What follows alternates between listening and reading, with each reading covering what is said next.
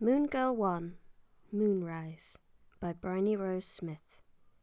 Chapter 1, Moon Girl. Good evening, humanity. A woman sighed as her favourite TV show changed to a man sitting on a black throne. Tall, with a sharp suit and an evil smile, he pushed back some overly gelled black hair as he leant forward on his throne, turning blue eyes that were almost too bright to the audience. Seriously, it's like the 5th time this month. I know many of you have seen me in the morning papers, on the news or in videos on the internet, battling it out once more with good old Frigid Hack.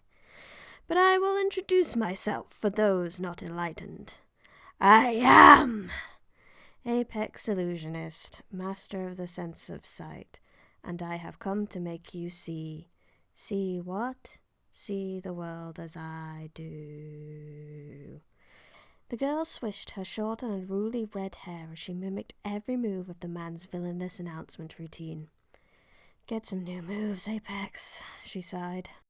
Flopping back into her seat, her ocean blue eyes turned dull as she listened to yet another attempt to take over the world, or threaten heroes, or a general declaration of chaos to come. It didn't matter which, because, in the world she lived in, this was normal. Ever since the turn of the millennium, humans had been developing powers, superpowers, just like superheroes. They could fly, throw fire, shake the earth, just like heroes and villains of comic books and movies. Out of nowhere, people were waking up with supernatural abilities. A lot of people didn't want to believe it was happening. Those without special powers called them tricks for a long time. Many convinced themselves that people with these powers were just faking, so people with these powers were widely referred to as tricksters. But now, 15 years after people started getting these powers, the natural order of the world was being rewritten. Things had reached a point where these powers just had to be accepted as reality. But by that point, the term trick and the term trickster were widely being used as scientific terms to describe these powers and those who had them. Tricksters were somewhat cut off from the rest of the world, hated and feared. But even if they had powers, they were still human, so naturally there was a divide of opinion within tricksters on how to deal with the discrimination. Some tried to get back at humanity for treating them differently, for making them feel isolated or attacking them for the power they never asked for. They became villains. Some tried to help humanity, to show the world tricksters aren't monsters to be feared. They became heroes. All in all, the world turned into one big comic book. Apex Illusionist was one of many supervillains using the powers the world gave them to try to take over the world or gain a boatload of money and power. But then there were superheroes like Frigid Hack, who would try to stop the villains, fight crime and save the world. There were epic battles between good and evil. Heroes and villains fought every day. But sadly, that meant for anyone who didn't have a trick, the world had become a dangerous place. Law enforcement was all over the place due to vigilante justice messing up the system, and the villains' plans normally led to hostages, bombs, and quite a lot of collateral damage. All it took was to be in the wrong place at the wrong time. Drada Toth was 20, with no trick to speak of, and so sick of the world's shit she turned off the TV and went to make some tea. Someone would deal with Apex, as they always did with every villain. She gave a glance to a figure of a hero in grey robe she had on her bookshelf, hoping that her favourite, Mist Paragon, would deal with him so she could see her on TV. But turning away, she knew Apex Illusionist was the arch-enemy of Frigid Hack, so that wasn't likely. Even if it was Hack or her favourite, more people would die as a result of the conflict, and the world would continue spiralling down into this strange, dark place where anything could happen. Except for her one hero, Drada did her best to turn a blind eye to the world of tricksters and live her own life. She'd worked hard the past few months to try and pin down a job. She had no qualifications to her name, so she had been finding it near impossible to even pin down an interview. But she had a stroke of luck. A large office firm agreed to meet with her for an interview.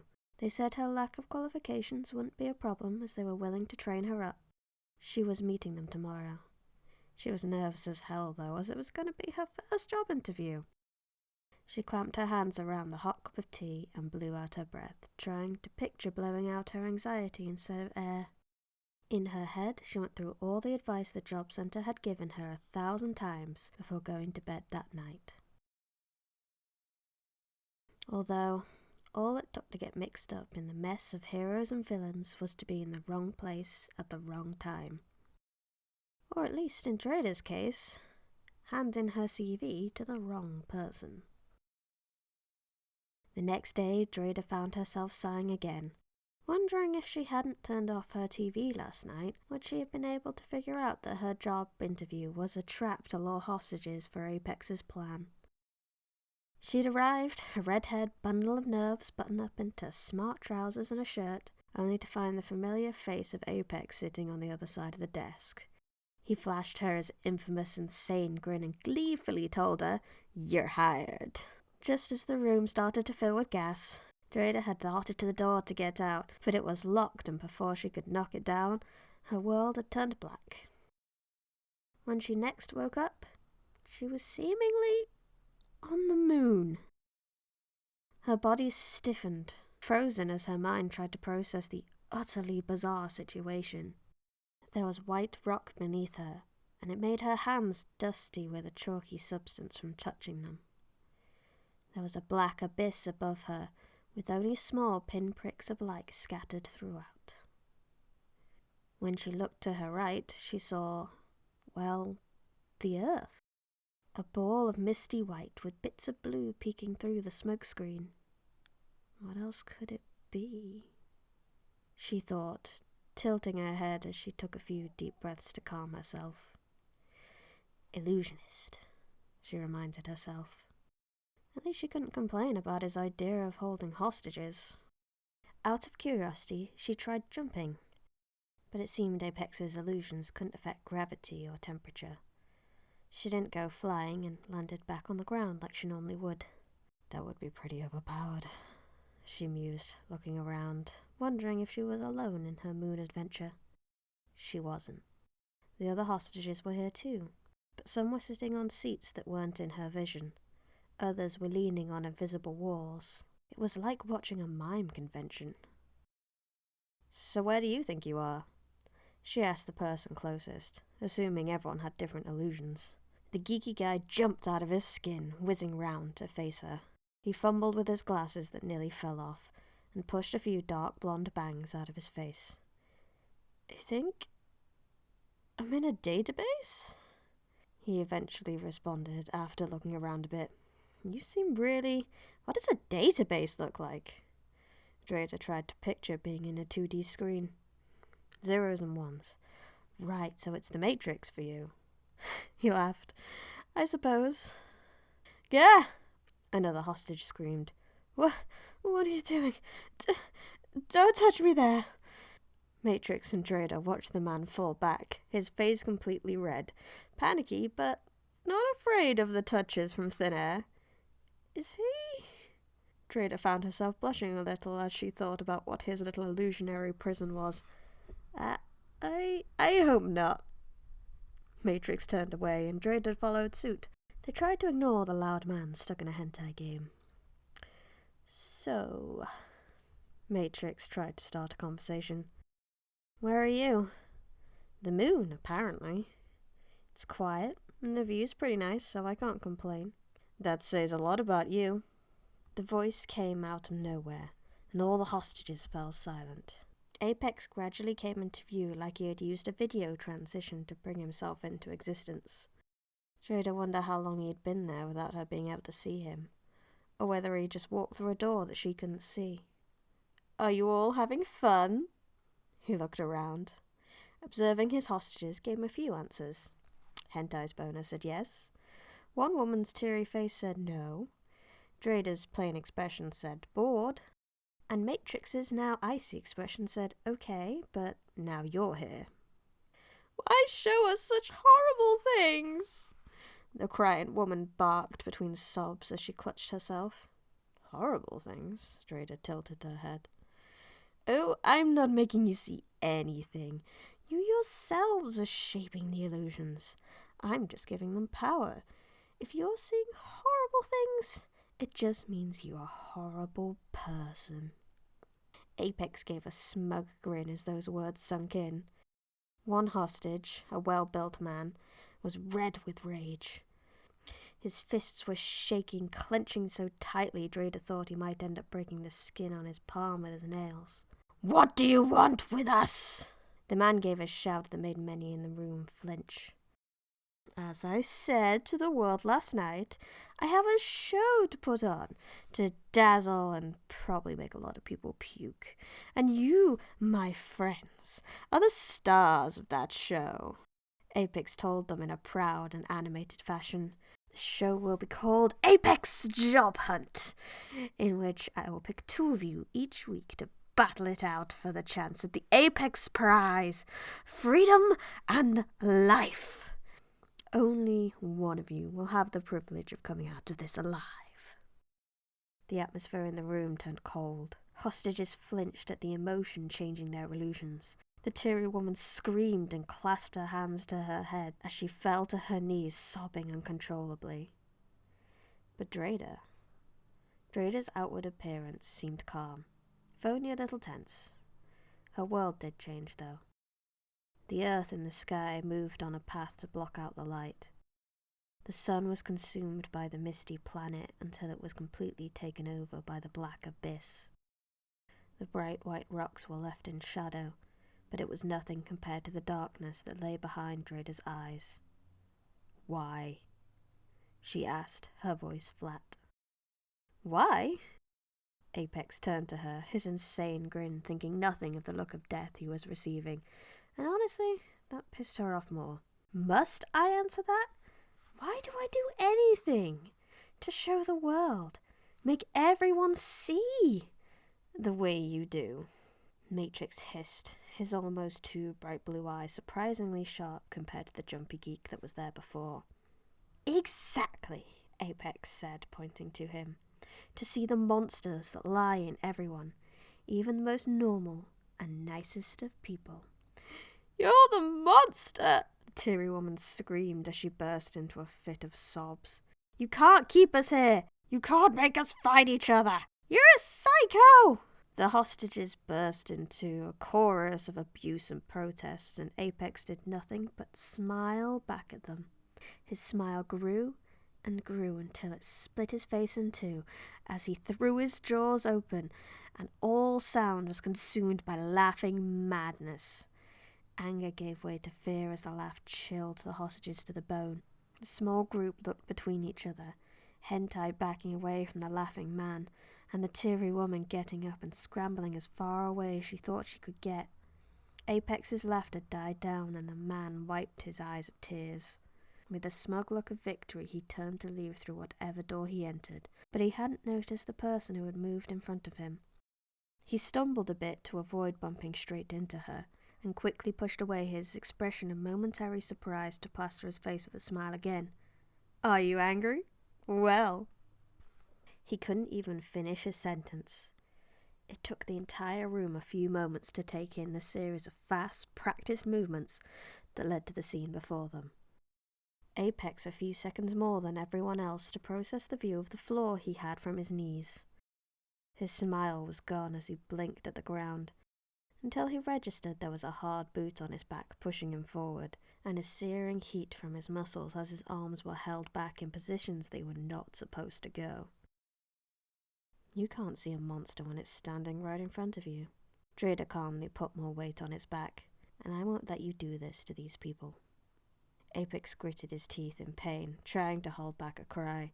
The cold blue of his eyes turned icy as he hissed, What are you? Some kind of hero?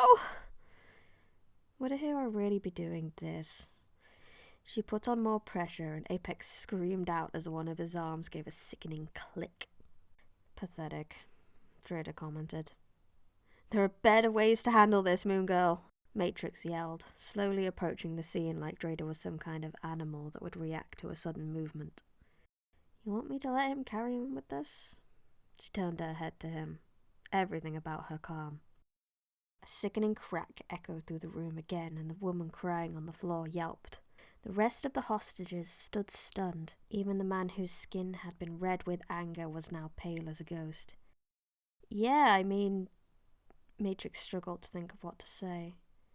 What if I said, I can get us all out of here unharmed, and all you have to do is knock him out. Apex will be taken to prison, and no one will get hurt. Drada took a few moments to consider it, the sea blue eyes of her eyes meeting the icy blue of Matrix's. She didn't see why he would lie at a time like this, but at the same time, she struggled to think of how he could get them out if she just got Apex out of the way. Surely he had henchmen, and how could Matrix contact anyone when their phones were taken away?